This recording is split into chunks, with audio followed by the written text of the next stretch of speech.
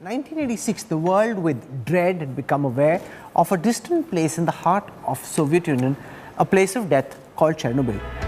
In that year, a reactor there had exploded, causing the world's worst nuclear disaster. Since then, for 36 years, Chernobyl has remained radioactive, large parts shielded behind exclusion zones, and even today approached with trepidation. But that did not stop invading Russian troops to take control of the decommissioned nuclear plant. Ukrainian leaders are warning that after the senseless Russian attack, it is impossible to say that Chernobyl is safe. They warn that Europe itself may be in danger. 130 kilometers north of Kyiv, the capital of Ukraine, lies Chernobyl, the site of the world's worst nuclear disaster ever.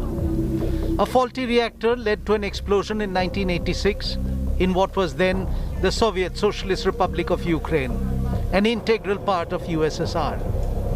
36 years later, Russia is back in control of the Chernobyl nuclear power plant.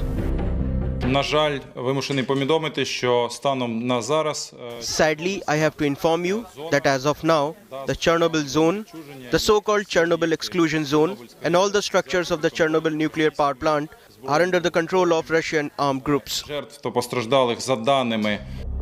According to reports from Ukraine, Russian special forces occupied the entire Chernobyl area that includes a 32-kilometer radius exclusion zone around the plant that is stuck in a time wrap, having been devoid of human life for 36 years since the explosion in 1986. Chernobyl, to the north of Ukraine, sits right at the border with neighboring Belarus. The Chernobyl radioactive zone is spread across both Ukraine and Belarus, and reports suggest that the special Russian forces stationed in Belarus are the ones who, invading Ukraine from the north, took control of Chernobyl.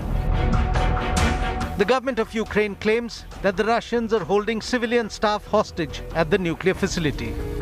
We are outraged by credible reports that Russian soldiers are currently holding the staff of the Chernobyl facilities hostage. This unlawful and dangerous hostage-taking, which could upend the routine civil service efforts required to maintain and protect the nuclear waste facilities, is obviously incredibly alarming and greatly concerning. We condemn it and we request their release. The Chernobyl nuclear power plant had been completely decommissioned, and with no human habitation in its vicinity, it has largely been a spot of controlled tourist interest. An international team has been working at Chernobyl, collaborating on the construction of a 32,000-ton dome around the radioactive reactor. The threat of war meant that the work stopped about a week before the actual invasion began. The people who have reportedly been taken hostage would be the maintenance and monitoring staff left behind.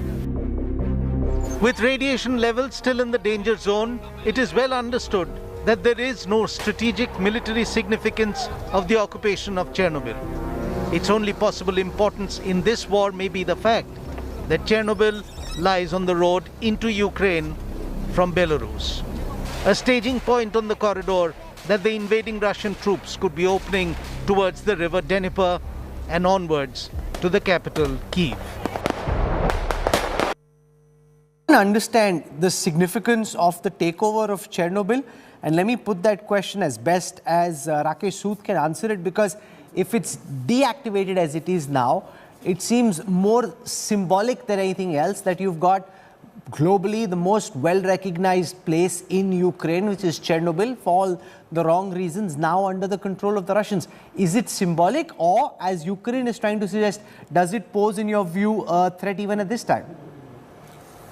Rahul, I think it is symbolic because, as has already been pointed out in the commentary, it has been decommissioned. There were 4 nuclear power units there. One had an explosion, the other 3 were shut down, and the whole thing has been put under a concrete dome, which was built with financial contributions from a number of European and other Western countries. So, but in Putin's head, 86 is, or the Chernobyl disaster was, in a sense, the beginning of the decline of the Soviet Union. And I think it is quite clear that he has always looked upon that as the biggest tragedy of the 20th century, the breakup of the Soviet Union. He has looked at, I mean, this is what he describes as the biggest tragedy. This was then followed by the withdrawal after the 10-year intervention in Afghanistan in 1989.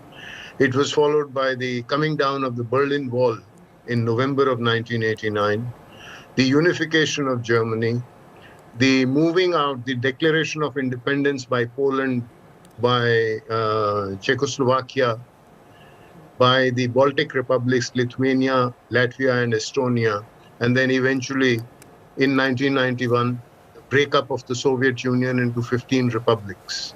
So for him, Chernobyl has enormous symbolic value.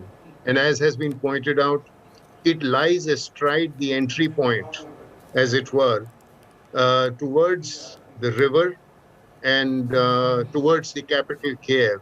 And if some reports are to be believed, perhaps the river Dnieper, is intended to be the dividing line between the east and the west Ukraine.